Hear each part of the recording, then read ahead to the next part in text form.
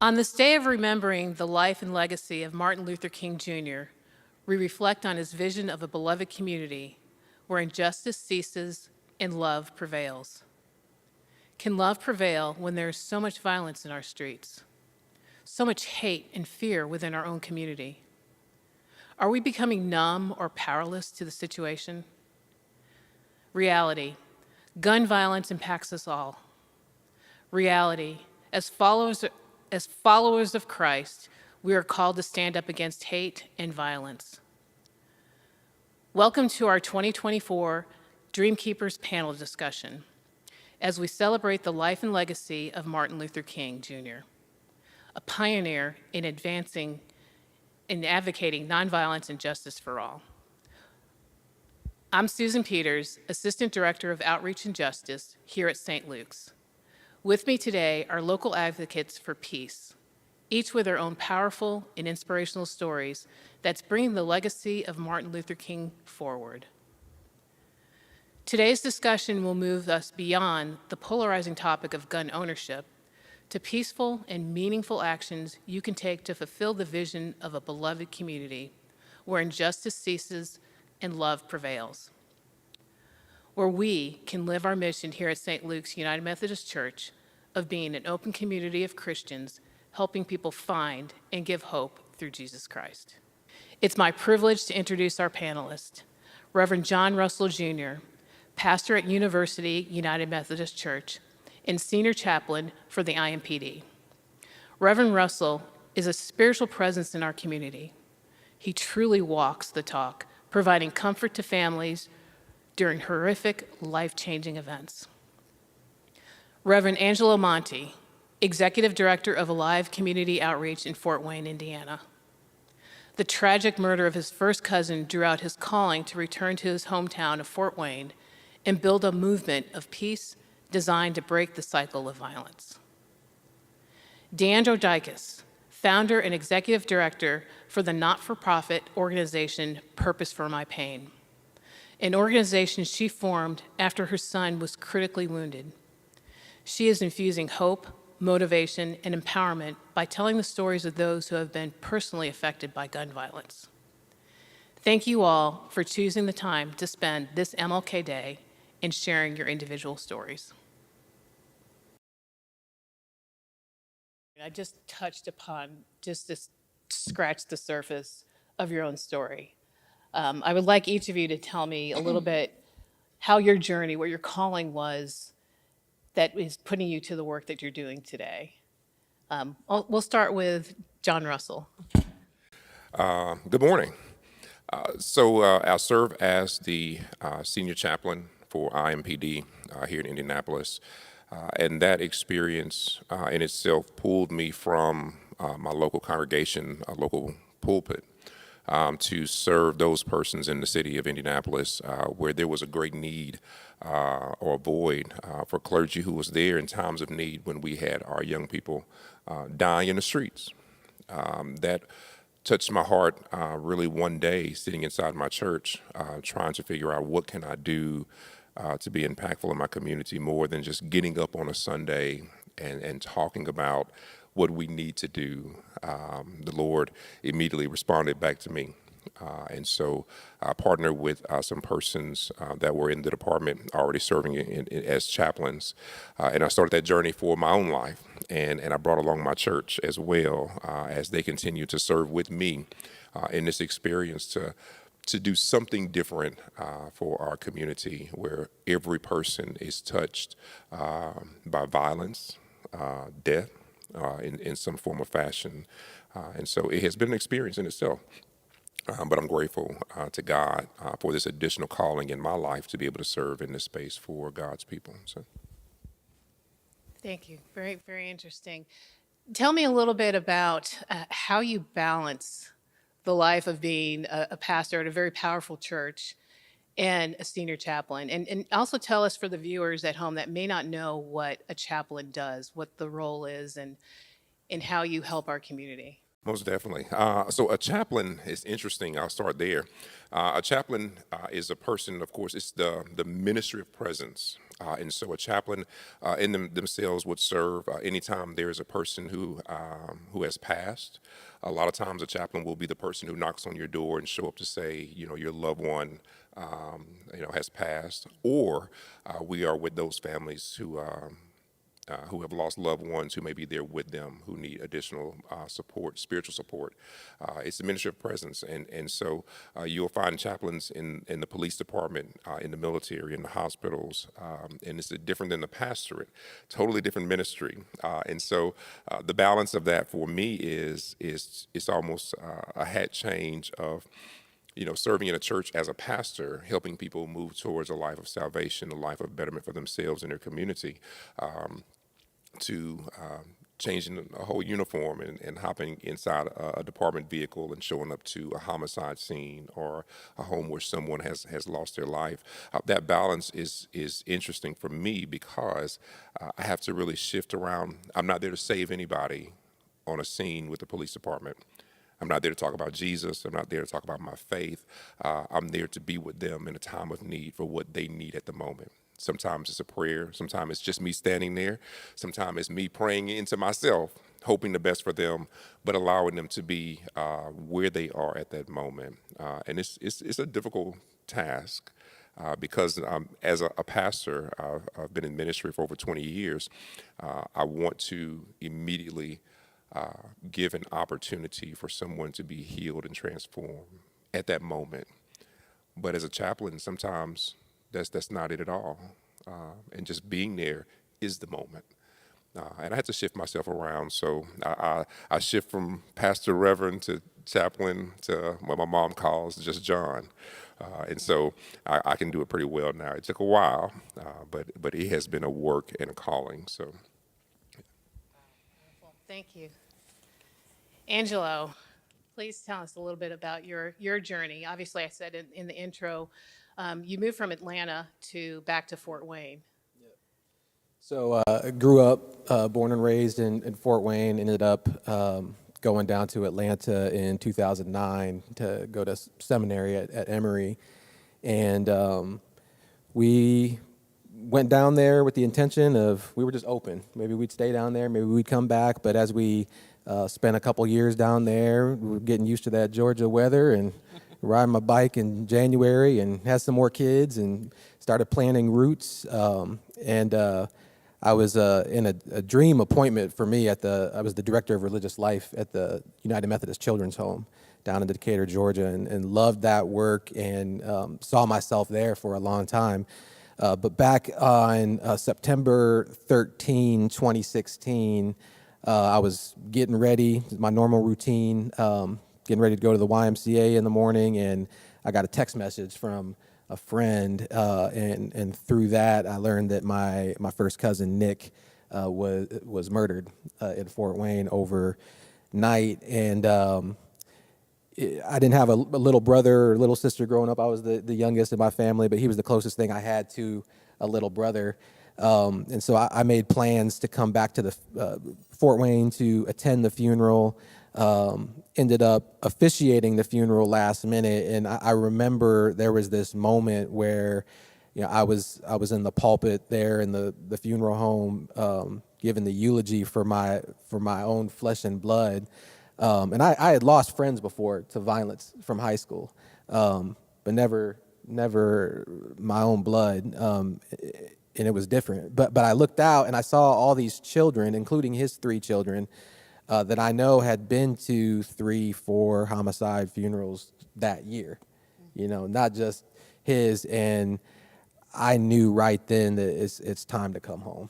It's time to come back to Fort Wayne. And so in 2017, early 2017, we were making plans to return and spent the first couple of years just learning about this issue of violence in Fort Wayne, who's doing what to solve this problem, what are the root issues, where are the gaps, and so we identified some of the gaps, and that's where we ended up starting to build. And so now, I'm the director of Alive Community Outreach in Fort Wayne. We work with families who've been affected by homicide, and we have a nonviolence peacemaking program that's growing rapidly in Fort Wayne community schools. So that's the short version, but we're going into our 5th year right now with that program. Thank you. Deandra, tell us about your story. It's being a mother, an entrepreneur, and just a powerful woman in our community. I know you've been on several platforms. You're an advocate for nonviolence. Tell us your journey and how you got to where you are and the work that you're doing. Absolutely. Good morning. So my name is Deandra Dykes. My journey started almost 10 years ago. It's hard to believe that it's been 10 years that I've been pounding the pavement in this space. My son, DeAndre, he's my oldest. He's now 23, but nearly 10 years ago, DeAndre was at a birthday party where kids should be able to go. He didn't sneak out of the house. He asked me, I gave permission, and my friend and her other friend dropped our kids off. And a few hours later, I received the worst phone call that a parent could ever receive, and that's that your child has been shot. Mind you, I was in shock. DeAndre was and I'm not just saying that because I'm mom, but he really was a good kid. Recently became a teenager, and so I thought maybe I let him get out a little bit. I was a little bit of a strict mother. I let him go out, and the first time I do, he was shot in the back of the head by a stray bullet. As you can imagine, I literally felt my insides explode, getting that phone call, wondering who, why, what. Got to the hospital and found out that my son did survive his injuries, but it would be touch and go for the next few days. And when I got there, my whole family was there, and we all were just surprised that it had ever happened to us. About 30 days prior, I used to have a New Year's brunch at my home. And on New Year's Day of 2014, I did a toast. And I said, oh my God, I'm just so grateful to God that this violence that has been running rapid in our city has not impacted our family. 2013, at that time, had been the highest number of homicides on record for Indianapolis. So mind you, we're at the top of 2014, and I'm celebrating that violence had never impacted my family to this magnitude. And then 30 days later, my baby was shot. He was dancing, having a good time, and someone got upset. For whatever reason, we still don't know the whole truth, but my thought is the mother asked some young men to leave, and they got upset, and they just shot the house up. It could have very well been a mass shooting in Indianapolis. I was later told they found 22 shell casings just on the front line. No other kid was injured, no life was taken but my son. And it's been an incredible journey. I remember after one of his surgeries, me and my family were sitting around in the waiting room at Riley Hospital. Try not to cry. And I remember crying out to God, and I said, you have to show me purpose for so much pain. I couldn't wrap my mind around why me and my family were on this journey. Dre was labeled gifted and talented in kindergarten. And so before the shooting, we were prepping for what high school he would go to, not for sports, but because of his IQ. He was smart, intelligent, and he was going places. So I just couldn't understand, but growing up around believers, I knew, I can say for myself, God didn't allow it to happen just because. And so I yelled that out, and fast forward, when we decided to celebrate 1 year of still having DeAndre, because mind you, they told me in 7 days he would die. My son has fought back so many times, countless times in these last 10 years. But as we were approaching the 1 year of survival, I said, what can we do to celebrate DeAndre's fight? And my cousin said, have a basketball tournament. Dre was shot 2 days after his only 7th grade basketball game. So he only got to play in one game his 7th grade year, but he had been playing basketball since he was 3 years old. And so thus launched Purpose for My Pain. We called it Pray for Dre, Play for Dre, 3-on-3 basketball tournament. 400 people showed up. I could not believe it. At the middle school he attended, 400 people in February showed up. And I said, oh my God, here's purpose for my pain. And so when we finished, my grandmother said, you need to call this purpose for my pain. Remember you cried out to God in the waiting room? And that the rest is history. It's been an incredible journey. And for me as a mother, I always said I'm the mother who will never shut up. And I had to be, I promised DeAndre, I would be his arms, his ears, his eyes, his legs until God decides to heal him. As a result of the shooting, he is a quadriplegic, which means he is paralyzed from his chest down. So he has not walked since those moments of February 1st, 2014, nor has he uttered a word. And that has propelled me into advocacy from the White House to the State House downtown Indianapolis. I love the name Purpose for My Pain. I truly believe that all of us are here on a purpose. God has a purpose for us. And hearing your story, it just solidifies that belief. You talked about earlier about the rise in homicides. Here on Martin Luther King Day Jr., we're in 2024. I know in the city of Indianapolis, they mentioned that the amount of homicides is down, which there's some things to celebrate, that maybe some of the peace work is actually impacting. But when you go below the fold of the headlines and you see especially the rise in non-fatal and shootings and homicides, especially in youth, there's still a lot of work that needs to be done. So, Angela, you mentioned earlier too about finding the root cause. As we think about our youth today and all of the influences that's impacting them, all of the pressures, when we think about some of the mental challenges, the social challenges, economical challenges, especially our youth of color that are going through, can you kind of tell our viewers a little bit more about some of the root causes of what would cause a young brother to shoot its own brother? Where are we finding the pathway to peace when it seems like there's so much hate and anger in the world? That's a deep question. So our curriculum that we teach with young people is rooted in Kingian nonviolence. It's a hard word to say, Kingian. So Dr. King's philosophy of nonviolence, and he identified what he called the triple evils of racism, poverty, and militarism.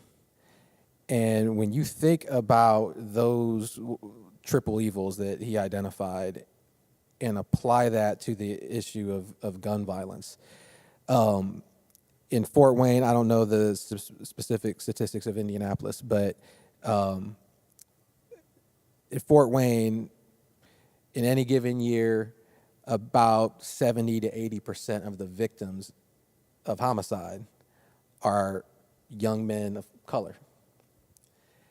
15% of the population in Fort Wayne is black, right? And so when you start to look at that, and again, you know, how Fort Wayne is structured, the neighborhoods, it's very segregated. So we have when we talk about the quadrants in Fort Wayne, the southeast side of Fort Wayne, when people talk about the black side of town, they're talking about the southeast side of town at Fort Wayne. Why is there a black side of town? Why is there a side of town where there's a heavy concentration of not only of race but also of poverty, right? Just one street over from where I live is actually the poorest zip code in the state of Indiana per capita. That also happens to be where a lot of the violence is, right? And so when we're talking to young people, first of all, just unlocking that, because I think they grow up and just see this is normal, you know, this is just kind of the way things are over in my neighborhood. And well, why is this happening, right? And then I think that once once that is set in motion, when you have poverty, when you have desperation, and not just poverty, but generational poverty, and that kind of desperation, that gives rise to violence. And once that emerges, it's a cycle. And so we have trauma, not just at the individual level, but at the community level. And so you'll have kids that will go from 0 to 100 without even thinking about it. And it doesn't take much. A lot of homicides happen over nothing. Nothing. $20 or just being disrespected, or you're at a party, this person says this, you said, somebody ends up losing their life, and somebody ends up being locked up for the rest of their lives. And so, the militarisms, that part of it, I think that, these evils as a society that we're all responsible for, by the way, we created these conditions that give rise to violence. How do we deal with the violence that we see? Well, we put more police in the neighborhoods, right? Or we have harsher sentences for crimes. A woman that works with us, her son is doing 85 years for robbing somebody, armed robbery. They stacked all these charges. He didn't kill anybody, but he's doing 85 years for that. And so so all of this, it's very complicated. It's very, very complicated, but young people are walking around with so much trauma and don't know what to do with that, and haven't been given the support to process that in healthy ways. And so it's just a cycle that continues and continues. So there's a lot more that can be said, but there are several different social dynamics that are at play. Pastor John, as you are working within the IMPD, specifically as we're thinking of our Indianapolis community, and I see you're on the front lines. You're often on the scene at the site of the tragedy. How are you comforting families that are going through a situation like this? What does that look like? For families on a scene in the midst of violence, it's so fresh at the moment. Sometimes there is no comfort, and that's real. The level of anger, frustration for a mother or a father who shows up for their baby unexpectedly shot, or involved in a situation that the parents were unaware of.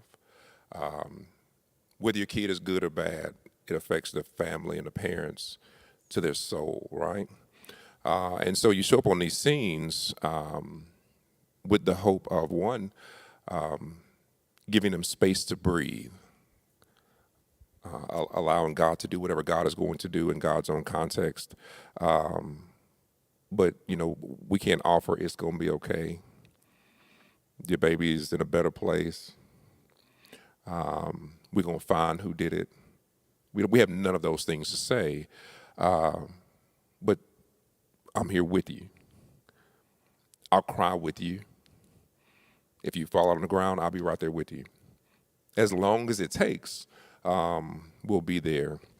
And that becomes a reality for many parents, is we leave that scene after being there, 5 or 6 hours of processing a scene, seeing your loved one on the ground, because evidence is being collected through a process, having to look at a mom and a father and be there with them for hours of anger, frustration. It would be great to sit here and say, this is what we do and this is how it works. It's different every time. Every situation is different. And you mentioned earlier that this, we celebrate crime going down as far as homicides and these numbers, but we see a rise in our young children, our teenagers, that we see that on an increase. And then the question is asked, how do we deal with that? Why is it happening? I think accessibility is a big response to that. It's easier for a young person to get a gun than to get a good job. It's easier to get a driver's license. Well, it doesn't matter because you don't have to have a license to get a gun, right? So accessibility is important because now we have persons, and it's interesting, no person of color owns a gun manufacturing company, but we can find guns in our streets continuously. It's accessible, and we don't want to address those things. We have to take a level of responsibility when we don't fund our public schools well, and I'm serious about that. We can't address poverty unless we address education.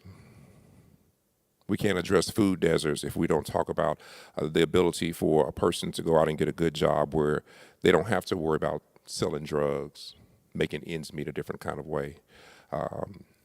And that doesn't start in those homes. That starts at the Capitol, at the State House, in our schools, and people really being accountable for that. Because what happens is, for me as a chaplain, I'm there after the violence has happened. My desire would be, how do we then change that before? And these programs that these persons on the panel have, these conversations, this work is what helps. But there are greater things that we can do. We need to know who our congressman is to ask that question. Why is it easier, or why do I have to have a driver's license for a car or to do hair, to cut hair?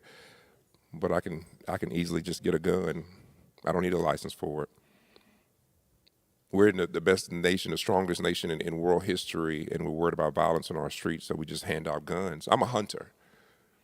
I love hunting. People make this about amendments. No, I like hunting, but there's no reason that a young person should be able to get a gun or have accessibility to that gun. And those become real questions for us, real conversations, and we should be tired of not dealing with that aspect of it. The cost of education is so high. People can't go off to college because it's not obtainable for some. And so those are real conversations that we have to have. But at some point, like me, I get tired of talking, and I have to leave the pulpit into the streets, and we have to do the same thing. We have lots of pews in our congregations where we sit down all the time. Maybe those pews need to be on those same scenes. Maybe our congregations need to be on the streets when there is a crime or something that happens, instead of just praying. Praying is great, but my prayer also has a form of action that comes with that. What do I need to do? Because we can stay and pray all day. The Lord loves it. But what do I do then? I can do a whole lot more than pray.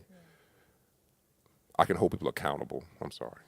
No, this is why we're here. I'm hearing underlying themes of education and engagement. So for our viewers that are sitting at home, it's important to be educated on the issues, to understand where the issues are, where the barriers are that is prohibiting. We're here to celebrate the legacy of Martin Luther King, who stood for nonviolence. And what does that mean? What can that look like in our communities? But we have to know exactly what's happening, educate ourselves. We need to be engaged within our neighbors, understanding where they're coming from. How can we potentially diffuse a situation before it actually occurs? And D'Angelo, I know within your service and your education and working with youth, and also I'd love you to tell the viewers a little bit more about Southside Grannies. And so how you're getting multi-generations involved in really looking for those peaceful avenues. Yeah, so we were looking at kind because we started around support for families who've been affected, but we were looking to do something more around prevention and intervention. And so started looking at nonviolence programs around the country, and got connected to this Kingian nonviolence network, and got to know some folks who were doing some really cool work at a school in Chicago called North Lawndale. And so we ended up loosely modeling what we're doing at Southside High School, at least initially, off of their work. And so Southside is on the southeast side of Fort Wayne, where a lot of the violence in the city is, gun violence is concentrated. And so we started something called Peacemaker Academy, which was around taking these principles of nonviolence, the principles of nonviolence, and not just learning the philosophy, but how do you mobilize for change? How do you? It's easy to identify a problem. It's a lot harder to really understand and take the time to understand the problem, and then it's harder still to actually organize to change the narrative and to move the needle. And so, how can we do that with young people leading the way? And so that's what this academy is all about. So we worked with Southside High School to recruit students. We started out with a cohort of 12 students to do that. And their mission was to identify issues in their school, issues of bullying or fighting, whatever it was, and then to come up with a plan and to organize to do something about it. And they've done some amazing work, and it's grown, and we're going into all the high schools this year, working at the district level. But the grannies and grandpies piece of that started around, we were doing a Bible study at our church, which I'm appointed at First Wayne United Methodist downtown Fort Wayne. We were doing a Bible study on gun violence, and one of the folks, it was mainly retirees that were a part of that group. And one of them said, what can we do? What can we do? This is all great. We're learning about this, but what can we do? And so at that time, we had a full-time staff person who was working in the school at Southside, and there was this one student that had a whole lot of issues. He was getting into a lot of fights, and the principal asked us, please work with this kid, because he's on the verge of not being here. And so Chris, who works with us, he asked this group to pray. He said, pray for this kid. Don't do anything else this week. Just pray for this kid. And so that was the mission he gave them. And so they committed to that. And that week, he had this breakthrough conversation with him, had learned that his mom had overdosed right in front of him. His brother was murdered right in front of him. Just all this trauma, right? And he opened up to Chris and said, I know the path that I'm on isn't the path that I want to be on. I want to be a peacemaker. How do I become a peacemaker? And Chris is like, all right, well, we can work with that. How about right now we call the kid down who you're supposed to fight, after school. Let's start there. And so they did that and had this great conversation, and they squashed it right then and there, and that was that. But we're like, the assistant principal asked Chris, what got into him? And he said, well, we got some peace grannies and grandpies praying for him at the church. And so that just kind of caught on, and then we went back to them and told them about that, and they said, well, what else can we do? And so we said, well, how about you show up to lunch and just talk to kids and hang out? And so they did that, and now it's turned into this movement where it's a growing group of volunteers that we're going to have to really grow now that we're going into all the high schools. But they come for lunches. They've come into the special needs class there to volunteer. They come on the first day of the semester to greet students as they're coming. They've come on testing days and brought donuts for all the students. And I mean, it just turned into this whole thing. And it's like one of the coolest things that we do, and it's one of the only things that we do that we didn't plan. It just happened organically, and it's just been a beautiful way to see people who have so much to give and to offer be able to step up and do that, especially at a time when, in an issue like this, where so many people are talking about it, right? And to see this group of people that are actually praying with their feet. to use his language, which is, so it's just been a really neat thing to watch grow. That's a powerful, powerful story. Dandra, I want to shift gears a little bit. You being the voice of a mother, it's to me, growing up in school, we didn't have active shooter drills, which seems to be the norm now. That's just part of youth everyday life, going to school. There's anxiety, there's fear.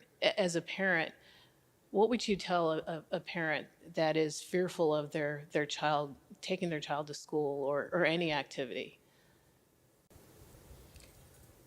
I used to say after DeAndre was shot by a stray bullet, don't let him go. Like, don't let him go to parties. Just keep him home. But I know that that's not the reality, right? As our kids are growing and maturing, and we want to give them that space of trust and guidance. And my conversation began shifting to educating yourself on the process. So if they're doing active shooter drills, which my younger son has had to endure that when he was in school, educate yourself on the process. I knew all about active shooter drills because of my advocacy work. So I was able to talk my son through it, even tell him what to do sometimes. You're going to learn this, they're going to talk about that. So being engaged, a lot of that, being engaged with your kids and having conversations about real life issues that are happening is a part of the resolution or part of the solution in all of this too. We can't shy away from gun violence. You can talk to any kid at Warren Central, Lawrence North, Lawrence Central, and they've all probably lost 5 or 10 friends to gun violence, and we won't even get into the family. So we can't sugarcoat it. We have to talk about it. And another aspect is, don't think that your zip code is ever going to be exempt from gun violence. We've seen that from Sandy Hook to Parkland, that nobody is exempt. And it's called gun violence, by the way. A lot of those communities say they've been impacted by a mass shooting. It's still gun violence. So those are the conversations that we need to have, educating your children, letting them know that you are aware. You can't ignore the pain. I'm here to tell you it hurts. Even though I still have my son, it hurts every single day to see my now 23-year-old debilitated. He should be in college. He should be getting ready to graduate. I should be planning on what it looks like for my son to get married but those things have been snatched away from me. So I say that to say we can't sugarcoat the realities around our kids. Believe me, they're talking about it. They see it on TikTok. They see it on Instagram. Heck, people are shooting on those platforms. So we need to make sure that we're having the conversations with our kids and letting them know, we're not saying that this is going to happen, but let's talk about what it's like to be prepared. Let's also talk about the pain that you may be going through because you have lost a friend or you have lost a cousin. It's almost like a sigh of relief when it skips over your door. That's the space I was in. 7 days before Dre was shot, I was a instructor at MedTech College, and one of my students, her boyfriend, was shot in the back of the head. My first thought when I heard her voicemail is, whew, I'm so glad that's not me, but I'm really praying for her parents. That was my first thought. Who would have known literally 7 days later that it would be me in the spot of his parents? So we just cannot think that we're exempt. We just have to educate.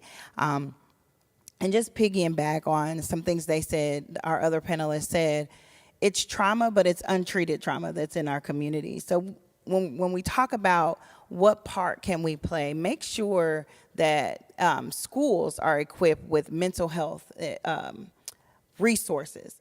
A lot of times after these shootings, when these kids are losing their classmates and their friends, there are no available resources being outreached into the school. We had a couple of community calls November or early December when there was multiple youth being killed in our city.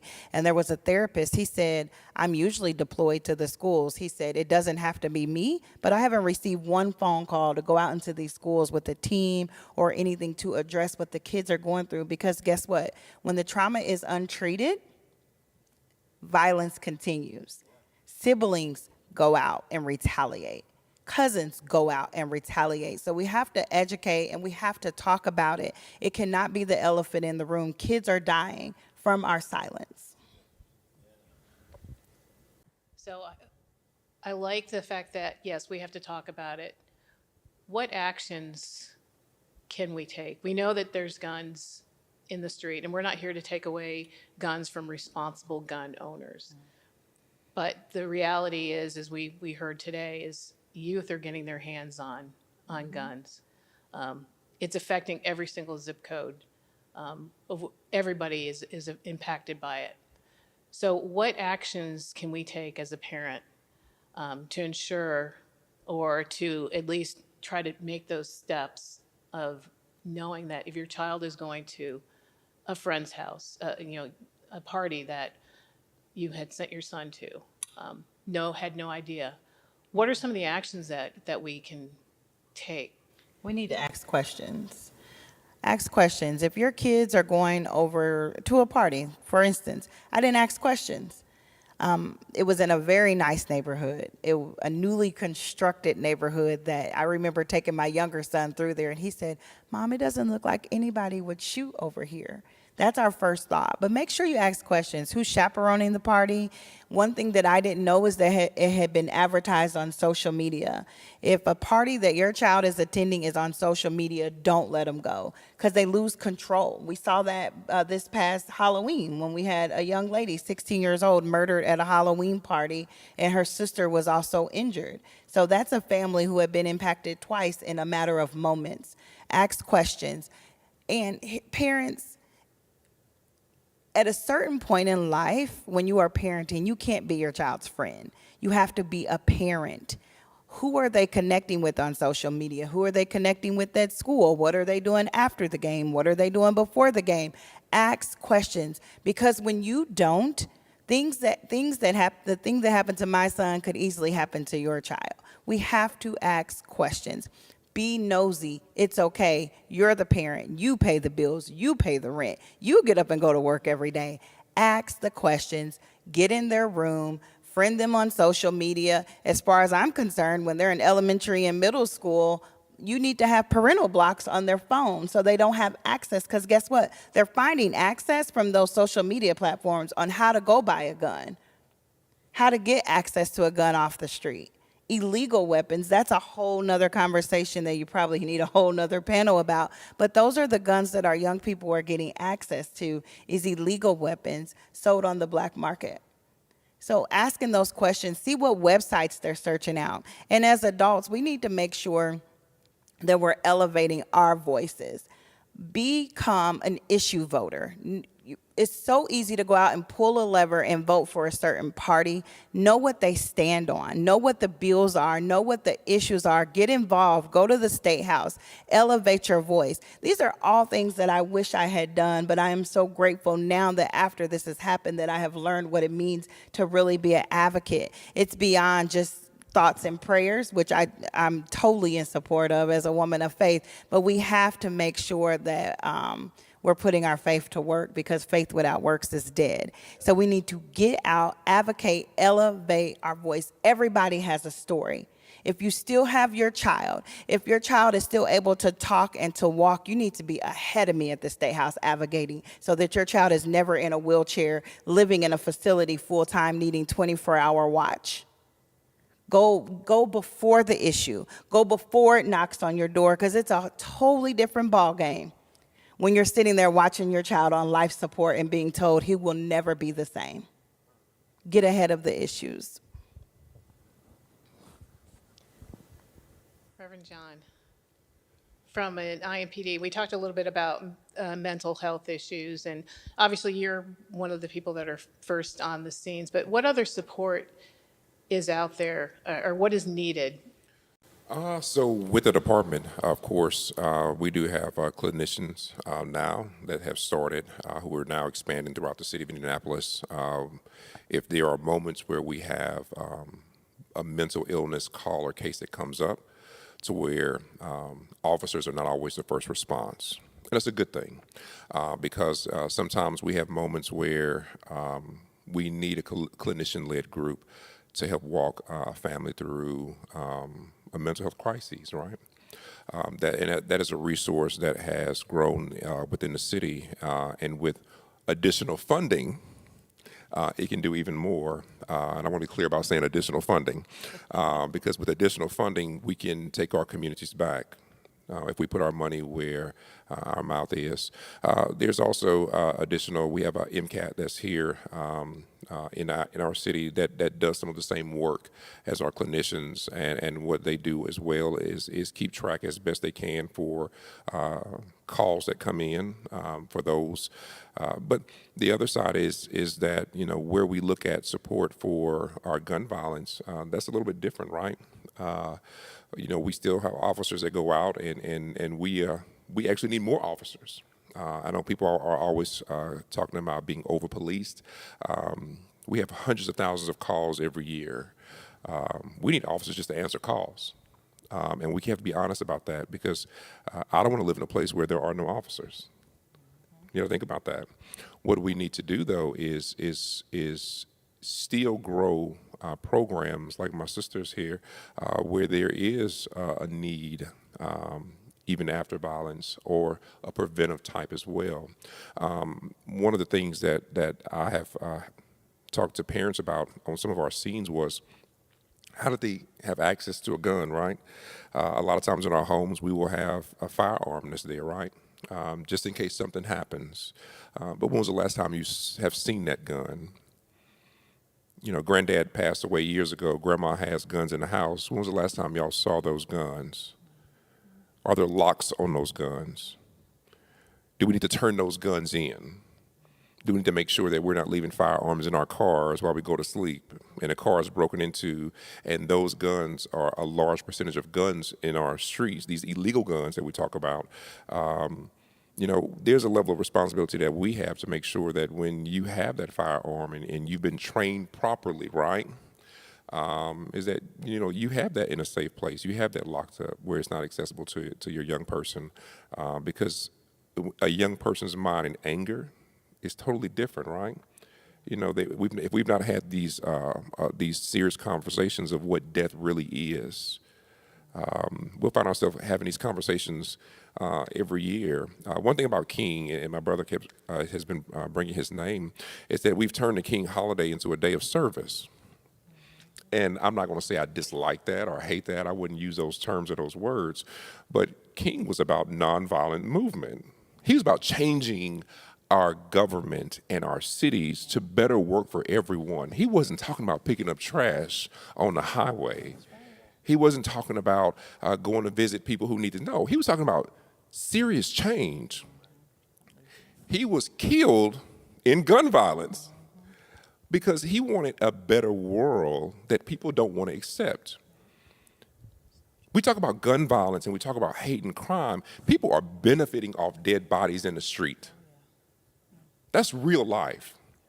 And so every year when we celebrate this King holiday, his birthday comes around, and we're out here picking up trash in the street saying it's a day of service. No, the service should have been going to the State House, going to the schools the entire week, talking about Black history into a vein that says you are somebody. A lot of our issues that we have is that we have young people who don't realize they have a value in our community. They are real people who need to be loved, and it has to be said. And so and it doesn't matter who you are. You can walk up to somebody and say, I love you. That's real stuff. I see you. Like, can you imagine looking at somebody in their face and saying, I don't have a clue who you are. I see you. I recognize that you're a person. That's real stuff. Because, y'all, I'll be honest, by the time you see me on the news, you've lost your loved one. By the time I knock on your door and you hear me say, this is Chaplain Russell from IMPD, I'm looking for somebody, can you open the door? I can hear people's knees buckling on the other side of the door because they lost a loved one. And by the time you see me, you've missed his program, you've missed her program. And that's the reality, I enjoy the day of service. I think it's great for people to get out and fill flood buckets and all this great stuff. I think that's wonderful. Churches, our faith community, no matter what faith it is, should be doing that stuff anyway. But when it comes to this holiday, this time when the reason why we're in this moment is there needs to be something that's different. And I'm tired of moving from one neighborhood to the next because I'm going to move too if it gets bad, right? We talk about the flight. You know, we move out of neighborhoods to better areas, and then what we do is we forget about the area that we left. A community of faith means that we are a community. And when somebody loses a child, we all have lost a child. We have lost valuable resources in our community. And that becomes our struggle as God's people. If I want to be like Christ, and I'll say this, and I know this is our Christian context, and we serve people who are of many faiths or no faith, but if I want to be like Christ, I need to get out and do something. Christ didn't give all of his words inside the synagogue. He physically died outside on a cross. That was outside ministry, hung on a tree.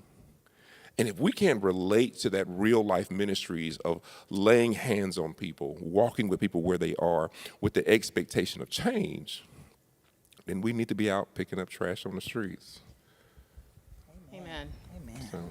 So here at St. Luke's, we're an open community of Christians helping people find and give hope. That is our mission. Help us tell to our viewers, we talked about even just some simple steps. How can we, as members of this congregation, help people find hope in a nonviolent manner? What are some words of wisdom that we can have people take away on this day? We'll start with you. Oh, okay. Words of wisdom as a takeaway. I've been doing this work for a long time, and if I'm honest, sometimes it gets frustrating when you don't see the numbers drop the way that you hope and pray for. I've advocated and I've done this and I've done that, and you're still not seeing change the way that you want. We want to see 0 homicides, right? We want to see no non-fatals, but the reality is it's a part of the times that we're living in. And so we need to make sure that we're not separating ourselves from the issue. If you live in Carmel, it's okay to come to Indy sometime and figure out what can I do to be a part of the solution. Someone asked me the other day in a very in-depth conversation, she said, "How are you the solutionist?" And it blew me away around the context of what we were talking about. But that's what I would challenge the congregation or anybody who sees this is ask yourself, how am I the solutionist? In my own private community, first I say, starting at home, how are you the solutionist in your home? And what impact are you making on your family, your children, your neighborhood, your nieces, your nephews? Starting with that family unit is so important. And then what can I radiate to other people? We talk about energy and all that a lot. But when you go out into the community, what are people seeing from you? What are they getting from you? What works are they seeing outside of the 4 walls, outside of your home that can be contagious? We need our ways and our walk and our faith to be contagious. In it being contagious, asking yourself, how can I be the solutionist so that my works, my ways, my attitude, and my attributes are contagious to the people around me? Because let's be honest, not one person has all the answers. Not one person is the solution to this multi-level problem of violence that we have in our communities and our different cities. So what you need to do is allow your spirit to be like a wildfire so people can say, oh my God, I saw Sister Susan do that. How can I be a part of that? And that's what I've seen through Purpose for My Pain and so many other orgs across the city as well as the country that I've had the privilege to connect with is, what's the word say? 1 can chase 1,000, 2 can put 10,000 to flight. That's the work that we should be doing. That's good. So I love what you said about it's starting in your home and starting with yourself. So the first principle of Kingian nonviolence is a way of life. for courageous people. So we kind of break that down. There's the courageous part, but before you even get to the courageous part, it's a way of life.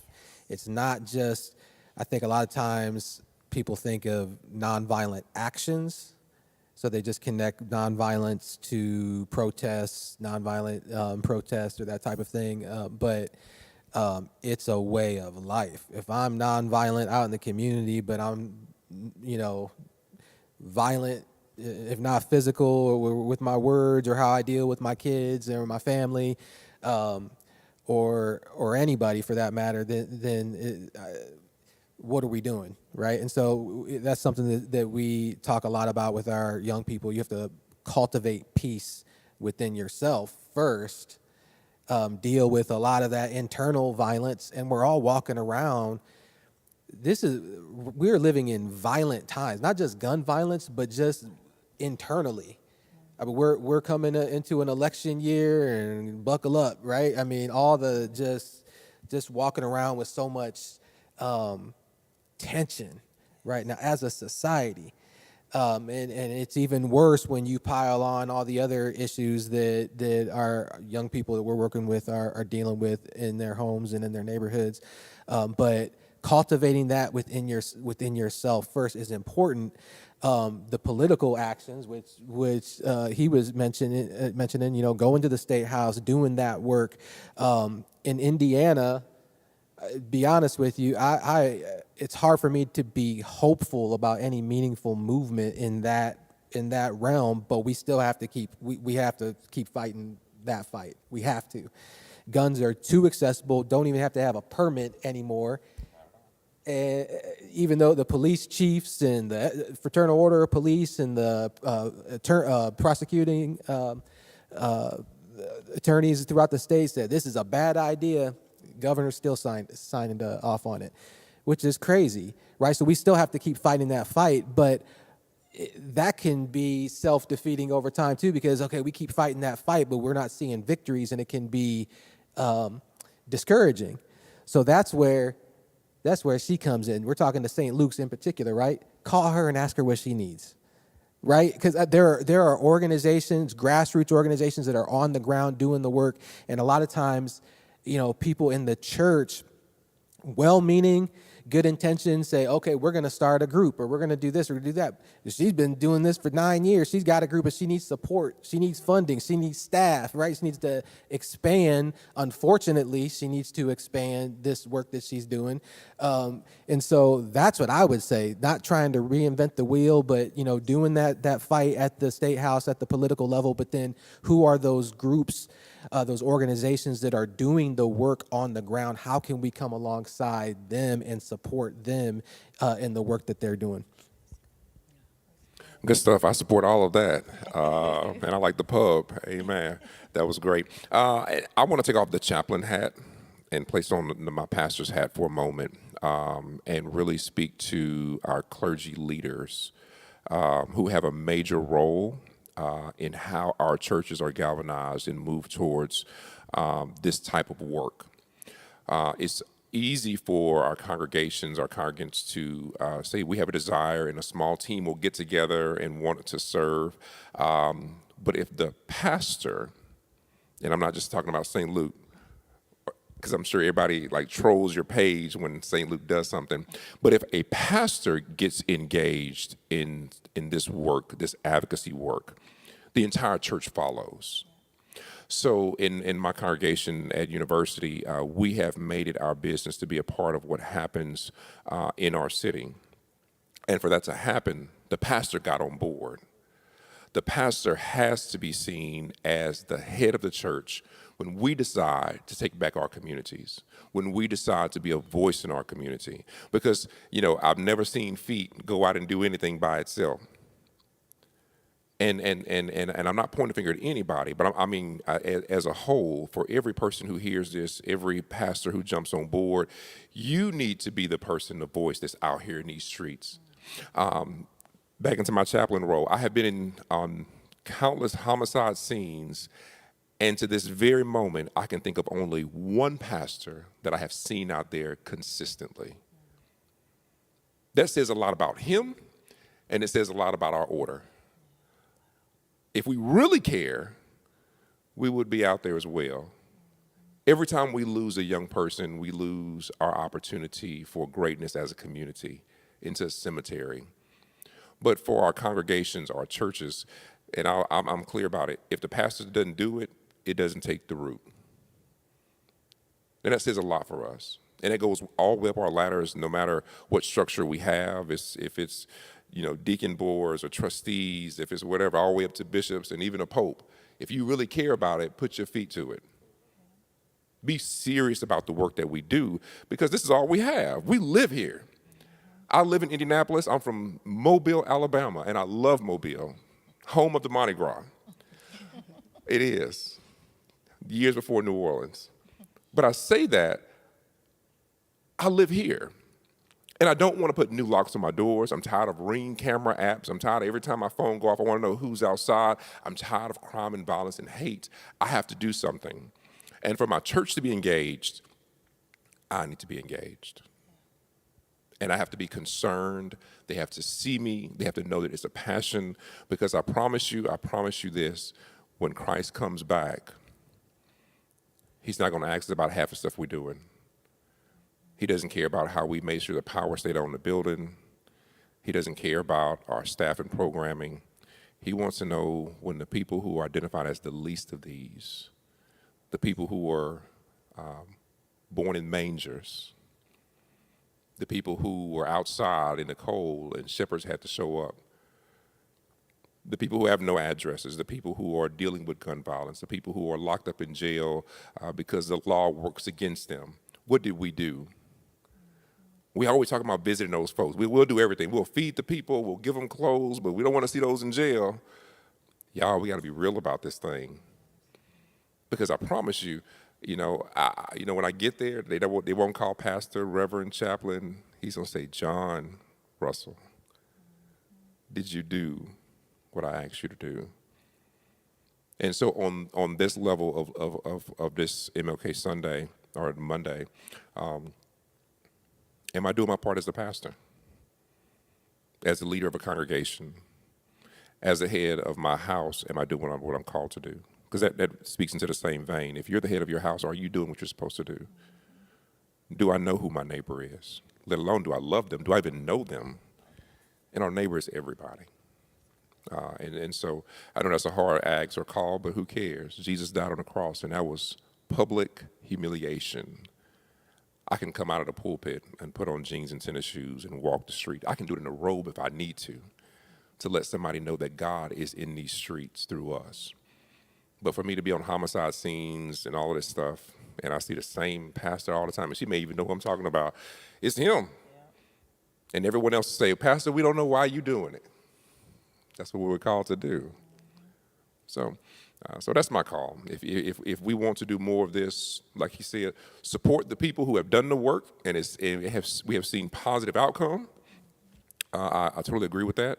Pray for your policemen who see trauma continuously. Pray for our community who's afraid of the police themselves. It's a whole lot going on, but we have to decide what are we going to do and then put some action behind it. And so my plea is to our leaders of our churches who run all of our committees. Every committee in every church should have some kind of level that says, how are we going to deal and work with our community? Even if you're baking cookies, how can I have these cookies that are prayed over that's going to touch the lives of those persons who can't afford cookies? That's what ministry and church is about, and that has to be our calling in this season. And so I hope I can shake a little bit of our clergy up to do something. So. Well, let's hope we can shake everybody up. We're all God's children. That's right. And we all have our roles. As I said, we're here on a purpose for a purpose. And it starts inside in our hearts. It starts in our prayers. But we have to go beyond prayers. We have to go through actions. So we are going to put a lot of resources up on our website, along with these beautiful people here that are servant leaders that are out in the streets every single day. They see it front line and center. All of the organizations that we are a part of, that we are doing within our outreach and mission work here at St. Luke's, But really, the dream and the goal in following the legacy of Martin Luther King is to build in that relationship, make those commitments, and really work towards a more beloved and just community. That is our wish for today. Thank you for joining us.